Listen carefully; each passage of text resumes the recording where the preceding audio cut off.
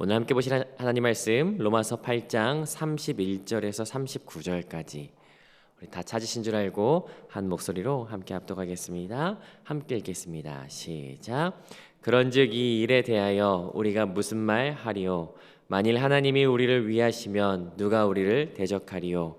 자기 아들을 아끼지 아니하시고 우리 모든 사람을 위하여 내주시니가 어찌 그 아들과 함께 모든 것을 우리에게 주시지 아니하겠느냐? 누가 능히 하나님께서 택하신 자들을 고발하리요? 의롭다 하신 이는 하나님이시니 누가 정죄하리요? 죽으실 뿐 아니라 다시 살아나신 이는 그리스도 예수시니 그는 하나님 우편에 계신 자요 우리를 위하여 간구하시는 자시니라. 누가 우리를 그리스도의 사랑에서 끊으리요? 환난이나 곤고나 박해나 기근이나 적신이나 위험이나 칼이랴. 기록된 바 우리가 종일 주를 위하여 죽임을 당하게 되며 도살당할 양같이 여김을 받았다함과 같으리니 그러나 이 모든 일에 우리를 사랑하시는 이로 말미암아 우리가 넉넉히 이기느니라. 내가 확신하노니 사망이나 생명이나 천사들이나 권세자들이나 현재일이나 장래일이나 능력이나 높음이나 깊음이나 다른 어떤 피조물이라도 우리를 우리 주 예수 그리스도 안에 있는 하나님의 사랑에서 끊을 수 없으리라. 아멘. 이 본문을 개인적으로 잠시 묵상하는 시간을 갖도록 하겠습니다. 우리는 로마서를 함께 묵상하고 있습니다. 우리가 일반화할 수는 없지만 아마 우리가 평생을 살아가면서 가장 많은 설교를 듣는 본문이 아마 로마서가 아닐까 싶습니다.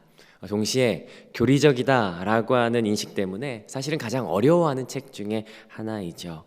하지만 로마서는 신학을 위해서 신학을 담은 교리책이 아닙니다. 물론 그 내용이 교리적인 내용을 담고 있죠. 그렇지만 우리가 이 로마서를 대할 때 편지글이다, 로마 교회를 향하여 쓴 편지다라고 하는 것을 기억하면서 우리 좀 접근했으면 좋겠습니다. 바울은 한 번도 가보지 못한 교회, 로마 교회에 사랑하는 마음을 가지고 성도들을 향해서 편지를 씁니다. 우리가 어제 주일 설교에서도 그 배경에 대해서 조금 간략한 소개가 담임 목사님께서 있으셨지만 그들에게는 분열이 있었습니다. 그들에게 갈등이 있었고 유대인 그리스도인과 이방인 그리스도인 간에 문제가 있었습니다. 그래서 바울이 편지를 쓰죠. 그들의 문제를 해결하기 위해서, 다시 하나 되게 하기 위해서, 다시 그 교회를 세우기 위해서 바울이 편지를 씁니다. 그러면서 그 편지 가운데 로마 교회의 문제를 해결할 수 있는 해결점을 제시하는데 그것은 로마서의 핵심이죠. 우리가 뻔하다고 생각할 수도 있는 그 핵심인데 굉장히 명쾌한 핵심으로 바울은 이것을 제시합니다. 그것은 바로 복음입니다. 갈등하고 싸우는 사람들에게 제시한 것은 바울이 다른 것이 아닌 복음이었어요. 여러분 이 사실만 안다면 바울이 복음을 로마 교회에 썼네 라는 사실만 생각해 본다면 바울이 뭐 복음 전도를 위해서 썼나? 라고 생각할지 모르겠어요.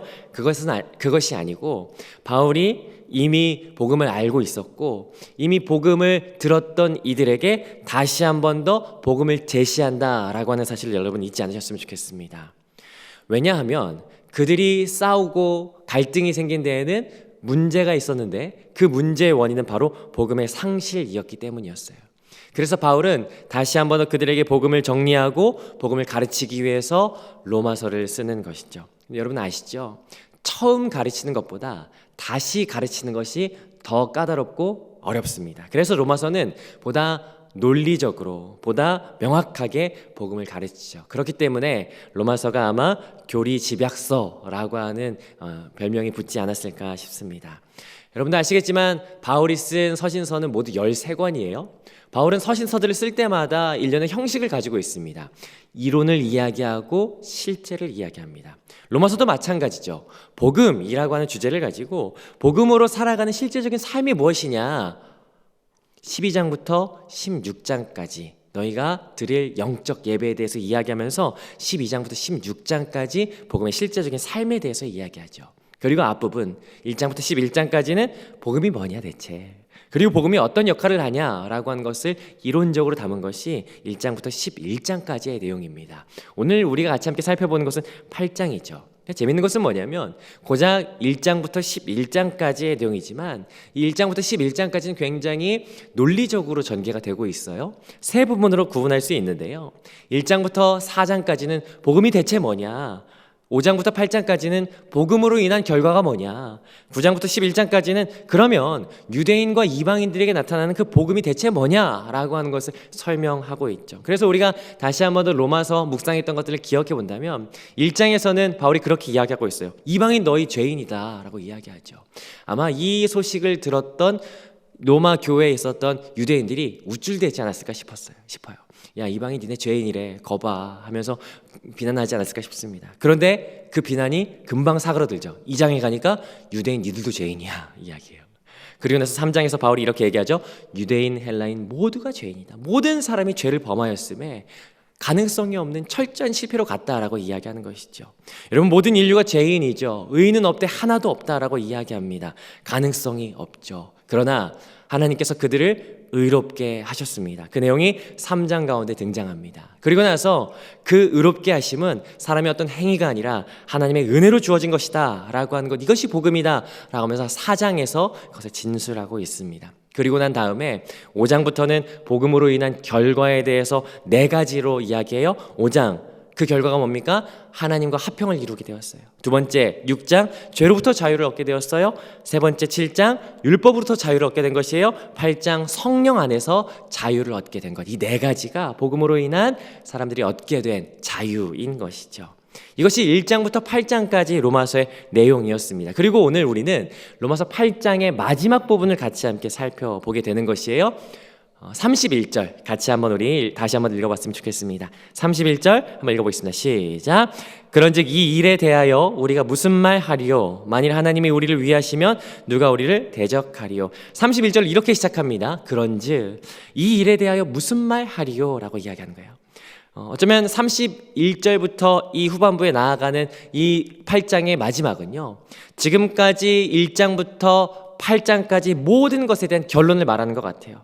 지금까지 우리에게 허락하신 이 복음으로 한 이 결과에 대해서 이야기했는데, 이 결과들 하나님과 화평을 이루고 죄로부터 율법으로부터 자유함을 얻었으며 성령 안에서 자유함을 얻을 수 있는 그 놀라운 은혜를 입었는데, 야, 더 이상 우리가 무슨 말이 더 필요하겠냐 라고 하면서 바울이 말하는 거죠.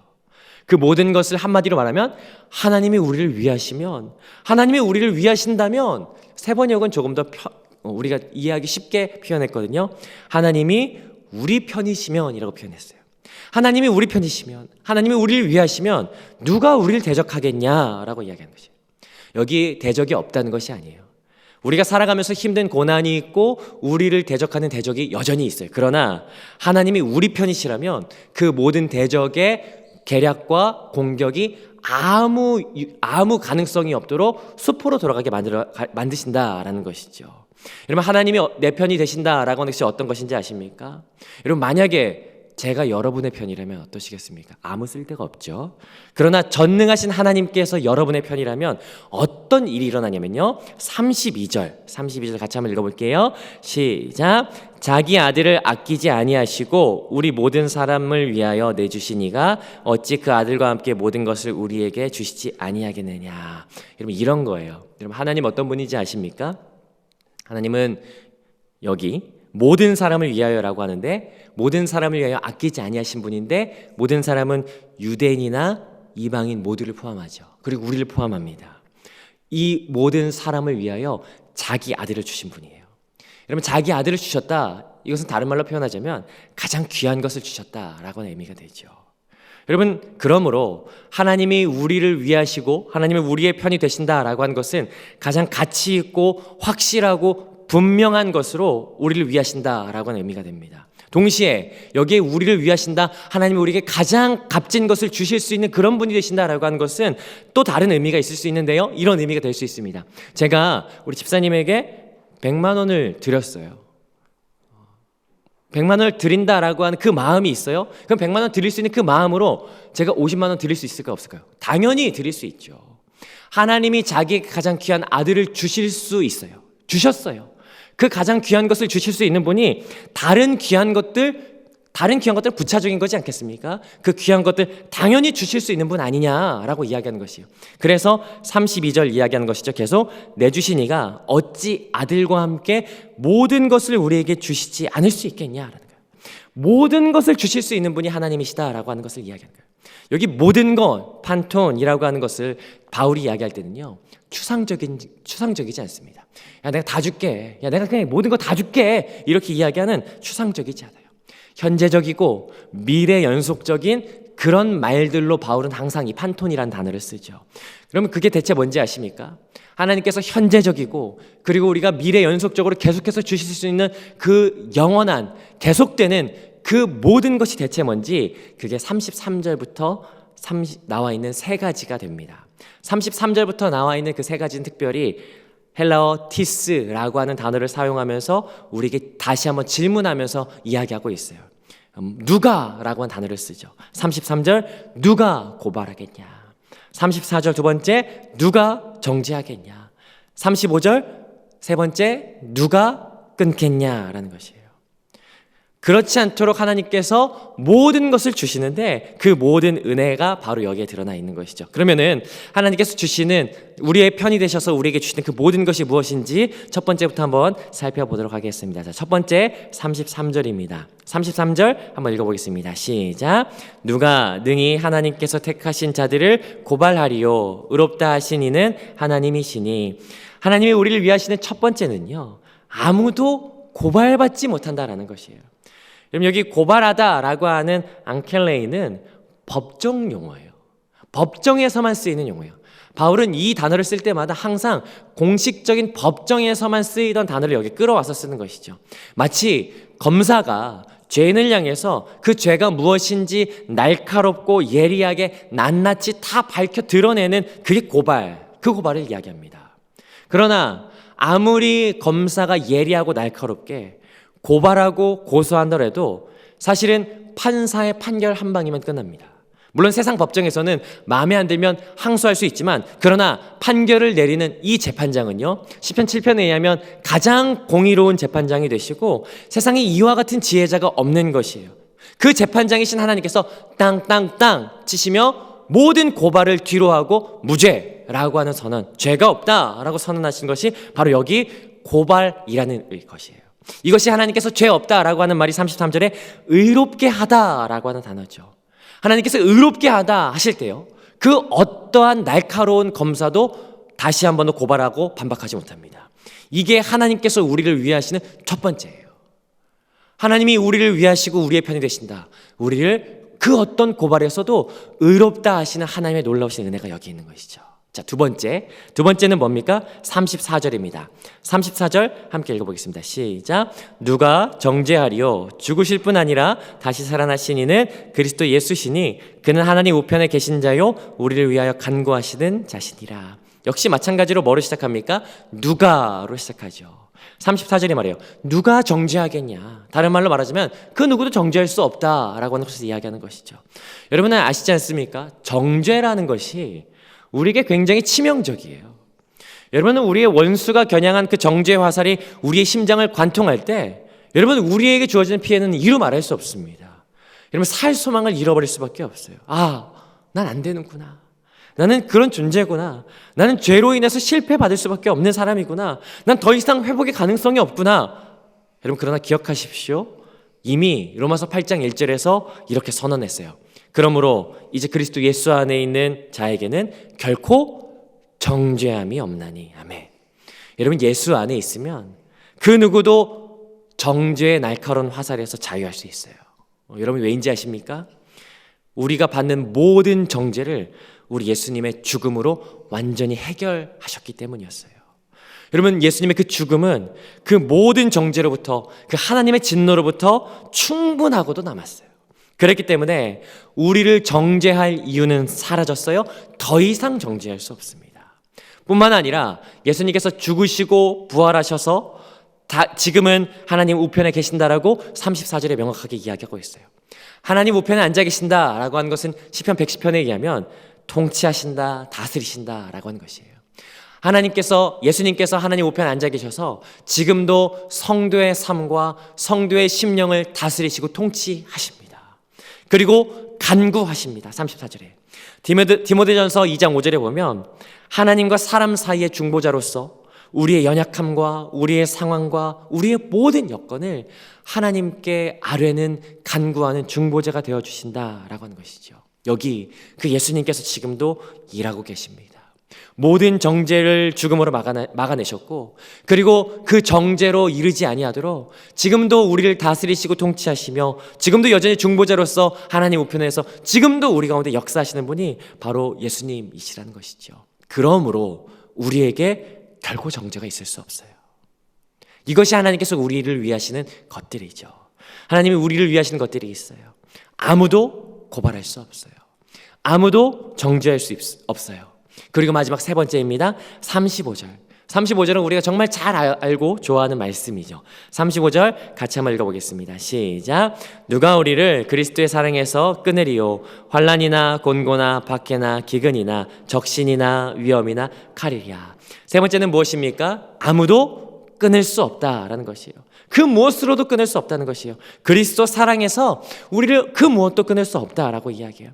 여러분, 예수님의 제자가 되고 그리스도인이 된다라고 하는 것은 평안하고 안락한 삶만을 사는 것은 아니죠. 우리가 이 땅을 살아가는 동안에 유혹이 있고 고난이 있습니다. 35절에서도 이야기하죠. 환난이 있다. 환난은 슬리프리스라고 해서 신체적이나 또는 정신적이나 아니면 사회적인 괴로움과 고통을 이야기하는 단어입니다.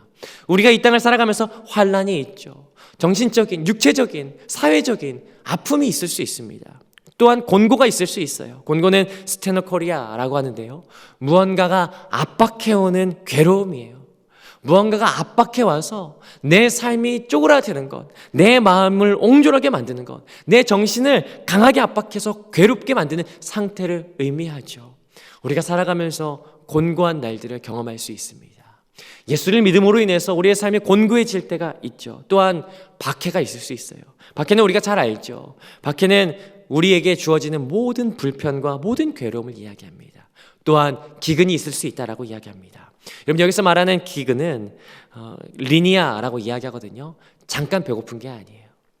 죽을 만큼 배고픈, 죽음에 이르기까지 배고픈 상태를 이야기하는 것이죠. 적신이라고 하는 것은 헐벗은 상태를 이야기합니다. 헐벗은 상태, 수치심을 이야기하죠. 보호받지 못하는 것을 이야기해요. 위험이나 칼이나 이런 수많은 위협과 고난과 유혹이 몰려올 때가 있죠. 36절은 이렇게 이야기합니다. 시편 44편 4절을 인용하면서 36절 이렇게 이야기하는데요, 제가 읽어보겠습니다. 기록된 바 우리가 종일 주를 위하여 죽임을 당하게 되며 도살을 당할 양같이 여김을 받았나이다 함과 같으니라. 우리가 믿음을 고백하는 이 시기에 지금이야 아무런 위협과 아무런 어려움이 없지만, 그러나 내가 예수를 믿기 때문에, 내가 믿음의 사람이기 때문에 매일같이 힘겨운 고난과 어려움이 있을 수 있음을 성경은 이야기하고 있다라는 사실이에요. 여러분, 만약에 여러분에게 예수님 때문에, 여러분이 주를 믿는 믿음 때문에 여러분이 고난을 당하고 박해를 당하고 어려움을 당한다면 여러분 어떻게 하시겠습니까? 우리가 오늘 아침에 같이 함께 고백한 찬송가 가사처럼 무거운 짐을 나 홀로 견디다 못해서 쓰러질 때 여러분 그때 어떻게 하겠습니까? 마치 이것은 한편의 영화의 어떤 장면을 보여주는 것 같아요. 어떤 낭떠러지에 매달린 한 사람이 위태한 그 장면, 이것이 마치 우리의 장면과 우리의 삶과 비슷한 장면이지 않을까 싶습니다. 더 이상 버티기 어려워서 잡고 있던 손에 있는 팔의 힘이 자꾸 빠져서 이제 더 이상 버틸 힘이 없다, 내가 포기하고 싶다, 놓을 수밖에 없다 라고 하는 그 상황을 이야기하는 것 같죠. 여러분, 사실 그럴 때가 있지 않습니까? 우리가 믿음의 삶을 살아갈 때 우리 가운데 주어지는 이 고난과 이 환난이 매우 버겁고 힘겨워서 더 이상 버틸 수 없다라고 하는 그 시간들이 우리에게 있지 않습니까? 그런데 37절 이 말씀이 오늘 우리에게 은혜가 됩니다.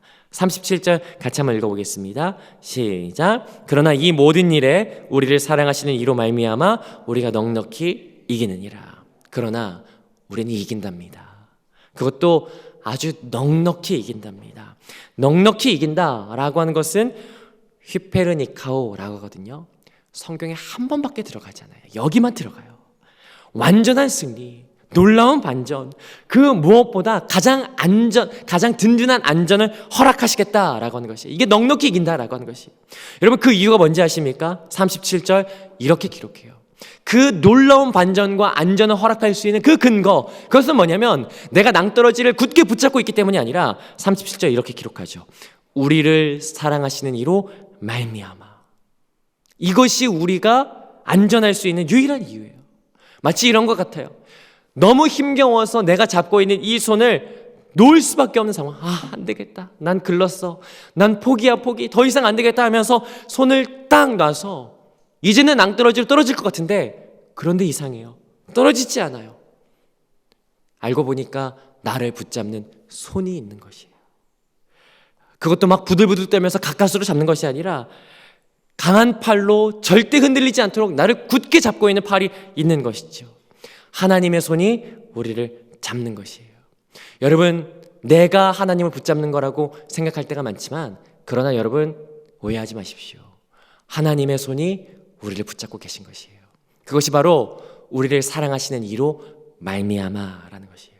이것이 우리가 누리는 세 번째, 하나님이 우리의 편이 되신다, 하나님이 우리에게 주시는 그 특별한 것이라는 것이죠. 그 어느 것도 하나님의 그 사랑에서 우리를 끊을 수 없다라고 이야기합니다. 38절 39절 이야기하죠. 어떤 것에서 끊을 수 없냐면요, 죽음이나 생명이나, 그것도 우리를 끊을 수 없어요. 여러분 아시지 않습니까? 이 세상에서 가장 강력한 힘이 있다면 그것은 사망의 권세일 거예요. 그러나 그 사망의 권세도 우리 그리스도의 사랑에서 끊을 수 없다라고 이야기하죠. 천사들이나 권세자들이나, 여기 권세자라고 하는 것은요, 앞에 천사들이 나왔기 때문에 악한 영의 권세로 이해하는 것이 더 좋을 것 같습니다. 현재일이나 장래일이나. 39절 높음이나 깊음이나. 여러분 혹시 높음이나 깊음이나 이 단어를, 이 문장을 읽었을 때 혹시 생각나는 장면 없으십니까? 에베소서 3장 18절에서 하나님의 사랑의 그 무한하심을 표현할 때 바울이 뭐라고 했냐면 그 너비와 길이와 높이와 깊이 이야기했어요. 그 무한하신 사랑 이야기할 때 이거 이야기했거든요. 제한받지 않는 그 무한함, 높음이나 깊음이나, 그 누구도 제한받지 않는 그 사랑, 그 피조물, 그 어떤 피조물도, 여러분 그 다음 같이 함께 읽지 않으시겠습니까? 그 어떤 피조물도 그리스도, 시작, 그리스도 예수 안에 있는 하나님의 사랑에서 끊을 수 없느니라. 아멘. 여러분 오늘 하나님께서 우리를 위하십니다. 하나님께서 우리의 편이 되십니다. 그것이 얼마나 대단한 일인지 로마서 5장부터 8장까지의 결론으로서, 그리고 로마서 1장부터 8장까지의 결론으로서 오늘 본문을 같이 함께 살펴봤어요. 누구도 고발하지 못하는 은혜, 누구도 정죄하지 못하는 은혜, 누구도 끊지 못하는 은혜가 하나님께서 우리의 편이 되신다라고 하는 특권인 것이죠. 오늘 하나님께서 우리의 편이 되신다라고 하는 그 은혜가 우리 가운데 있었으면 좋겠습니다. 여러분 하나님이 우리 편이 되십니다. 그때 우리가 하나님 의지하며 나아가는 이 하루가 되셨으면 좋겠어요. 여러분 하나님 의지한다는 것이 얼마나 귀한 것인지 아십니까? 하나님이 우리의 편이 되신다는 것이, 하나님이 우리의 의지가 된다는 것이 얼마나 귀한 것인지 아세요? 제가 얼마 전에 저희 큰아들이 집에 와서 되게 심각하게 이야기하더라고요. 아빠, 큰일 날 뻔했어요. 왜, 무슨 일인데? 하진이가요, 놀이터에서 6학년 형들한테 맞을 뻔했어요. 깜짝 놀랐어요. 왜 갑자기? 알고 보니까 놀이터에서 있었던 일들을 저희 아들이 자초지종 이야기해 주는데, 저희 아들 막내가 5살이거든요. 근데 놀이터에서 6학년 형들 이렇게 두 무리가 투닥투닥 다퉜던 모양이에요. 근데 저희 막내가 눈치가 없어요. 그 6학년 형들 한쪽 형이 가가지고 이렇게 보다가 뭐라고 했냐면 야, 안 들리냐? 하지 말라잖아! 이 얘기를 한 거예요, 형한테. 그래서 저희 주원이가 이렇게 깜짝 놀란 거죠. 그러니까 막 갑자기 그 얘기를 들은 형이, 야, 깜짝 놀라고, 너 뭐라고 했어? 야, 막 그러면서 막 때리려고 했다는 거예요. 저희 주원이가 이제 옆에서 어쨌든 이제 중재하면서, 형, 얘가 어려가지고 아무것도 몰라, 막 그렇게 얘기한 거죠. 나중에 이제 막내가 와가지고 물어봤어요. 왜 그랬냐고. 그러니까 저희 막내가 뭐라는지 아세요? 아니, 주원이 형은 힘도 세고 태권도도 다니잖아. 알고 보니까 큰형아 믿고 6학년 형들한테 까불었던 거죠. 믿고 그랬다는 거예요. 여러분 아시지 않습니까? 믿는 구석에 있으면 당당해져요. 그런데 저희 아들은 사실 믿을만 하지 못한데 우리 하나님은 믿을만 하십니다. 우리 하나님은 전능한 하나님이 되세요. 여러분 그 하나님이 오늘 말씀을 통해서 우리에게 말씀하세요. 내가 너희를 위한다 라고 말씀하세요. 그리고 내가 너희 편이 된다 라고 말씀하세요. 하나님은 우리를 위하시는 분이세요. 여러분 오늘 하루 살아가시면서 그 하나님 바라보심으로 인해서 우리가 좀 당당하게 살아가지 않으시겠습니까? 하나님이 우리를 위하신다. 내가 너의 편이 되겠다. 오늘 시편 116편 118편 6절에서 이렇게 이야기합니다. 여호와는 내 편이시라. 내가 두려워하지 아니하리니 사람이 내게 어찌할까. 아멘. 오늘 하루를 살아가시며 하나님이 내 편이 되심으로 인해서 그 은혜를 누리시고 그 은혜로 말미암아 이 하루의 삶을 살아가시는 저와 여러분 되시기를 주님의 이름 축복합니다. 하나님이 내 편이 되십니다. 그 은혜로 살아가는 오늘 이 하루 되시기를 주의 이름 축복합니다. 우리 같이 함께 주신 말씀 가지고 기도하도록 하겠습니다.